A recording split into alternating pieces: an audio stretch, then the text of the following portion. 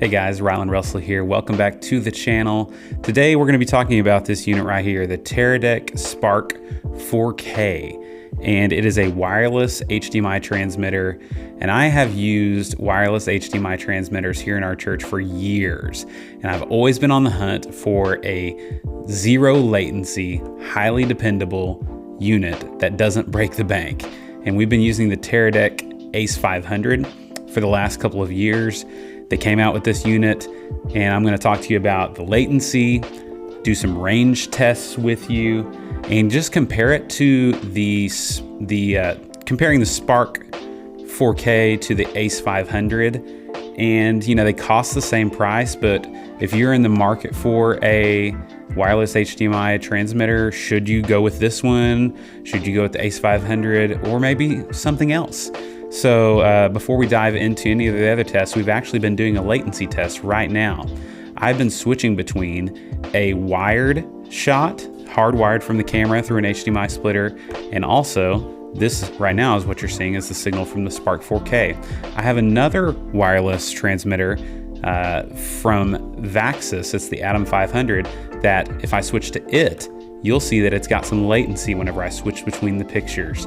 And so that is no good. And this unit does have a lot of latency, but if we go back between the hardwired and the Teradek, neither Teradek has any latency. Now don't be confused, your camera might have some latency. The G7 that I'm filming this on has a couple of frames of latency just out of the HDMI port. But I'll show you on camera right now, it's going out of that G7 into an HDMI splitter and then to each one hardwired into my ATEM Mini Pro here, and then to the different transmitters here in my office. So zero latency, you can count on it. Now let's jump into some range tests and I'll take you around our building and show you the results. All right guys, so we're just gonna walk and talk. I'm gonna take you around our church, and I've got the Ace 500 and the Spark 4K hooked up simultaneously, and I'll kind of show you on the map in the corner how far I am from these devices. So if we just kind of walk around our worship center seats about 600 people if we have it to capacity. Right now there's about 400 chairs in here. So I've got the receivers for the Spark 4K and the Ace 500 about 20 feet apart. And I have had some issues with, you know, powering them on, and you know, the first one that I power on having the best reception quickly. And so I'm just walking across the front of the stage now. We've used the Spark, not the Spark 4K, we've used the Ace 500 for probably almost 2 years now, every week. And it's been super duper reliable.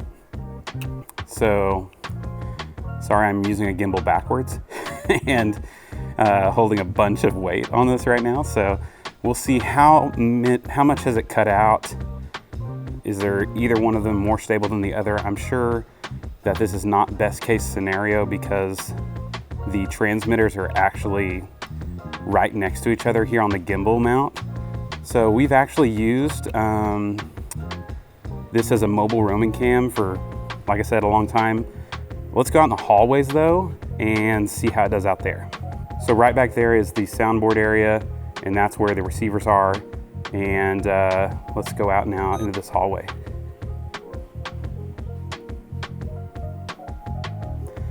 We'll kind of walk around the worship center. There's glass, there's tons of drywall, that's thick stuff. And most of the time it does pretty good, the Ace 500. Let's see if either of them are better at staying connected. All right, we're coming up to our main foyer, which is just on the other side of the wall from our sound booth. And so over here, underneath that cross is where the receivers are on the other side of that wall. So did we disconnect? Did they reconnect quickly? Let's go outside and see if they will stay connected. This is probably the closest we can be to them while still being outside. Now we got brick wall between us and the glass doors. Has it disconnected? What about if I come back Now we're just glass doors between us and the inside.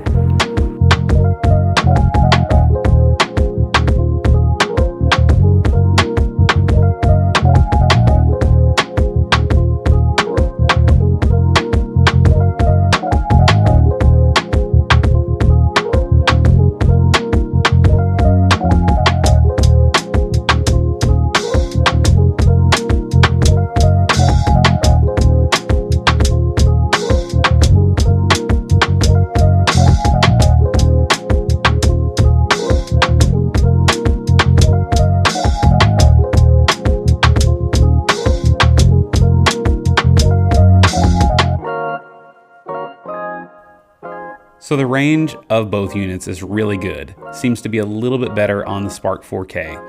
Now, one thing that I've noticed in our setting is that we are having some issues using these units simultaneously. And I don't know if it's that they just don't play nicely together, the Ace 500 and the Spark 4K, but whichever one we turn on first seems to have the better connection. So everybody's Wi-Fi environment is going to be different. We may disable the 5 gigahertz band on the access point that's in our worship center just to help a little bit. But let's talk about the battery life now of this unit. The Teradek Spark 4K is different because it's all contained within this one transmitter. It is a rechargeable battery, and in my tests, it lasts about 2 hours. I let it run here in my office and just sat here and kept it up on my TV, and it lasted about 2 hours and 5 minutes before it died. And you know, that's okay, but the problem that I'm having with the battery is that charging this, there is no indicator on this little screen that tells you it's charging, how long it's going to take to get charged, what percentage the battery's at. If you're a church or a place that needs to do multiple services or have this for longer time than that, that can be pretty limiting because you can't just swap out batteries like you can on the Ace 500. The Ace 500 takes those NPF batteries or whatever. You can actually get Canon batteries. You choose the mount for it, and you can just swap them out and keep going all day, really, as long as it doesn't overheat on you. I've had some issues with making sure that these receivers, not the transmitters, are mounted in a way where they get good airflow, because these units get hot. It's the only time I've ever had issues with my Ace 500 is when it's been left on for a long time. I actually have it mounted now where it's vertical and does a lot better. So which units should you choose? If you are just getting into wireless HDMI video transmission, I right now would probably go with the Spark 4K. It's at its beginning of life, where the Ace 500 is kind of more on the end of life spectrum, and they cost the same for some reason. That is if the battery life is not an issue for you. You could strap a USB battery onto here and power it via that, but that kind of defeats the whole purpose in my opinion.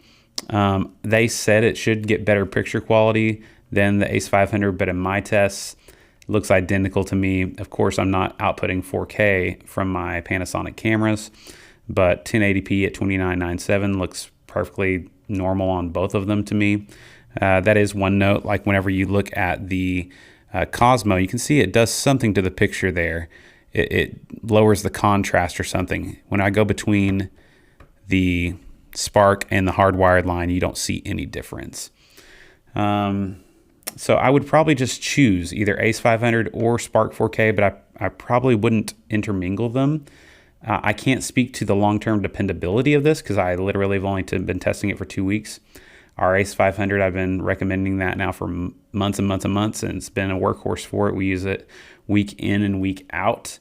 But I do think that Teradek is probably your cheapest option to get into zero latency, highly dependable wireless HDMI video. I will say, as far as build quality goes, both of these units come with quarter 20s where you can mount it somehow on your camera and some cool little adapters, but they are very plasticky.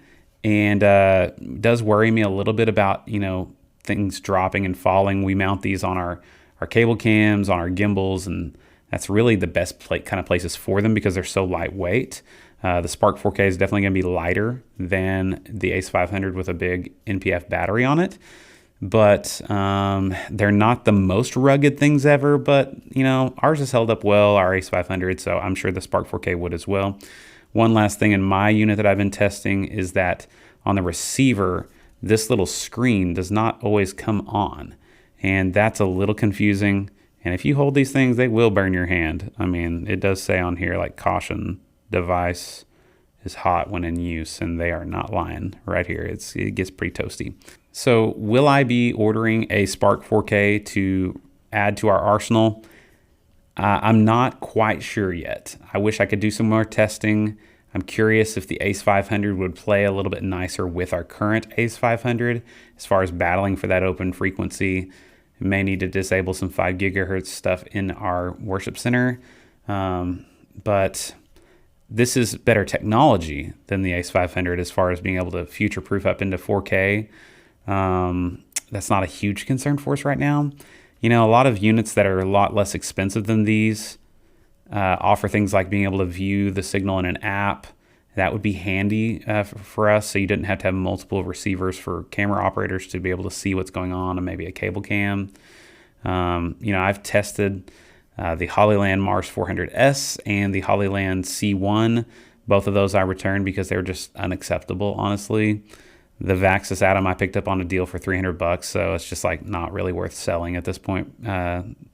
So, you know, I'm still debating, but I think that the key here is that if you're up in the air about what to get, either of these units are great units. I would just say if you're just starting out, choose one of them and kind of stick with that line. So I hope that helps. If it did, would you just do me a favor and like this video? If you're interested in this kind of worship tech stuff, you can subscribe to the channel. Remember, I always say we can do a lot of great things, but let's do it all for God's glory. We'll see you in the next one.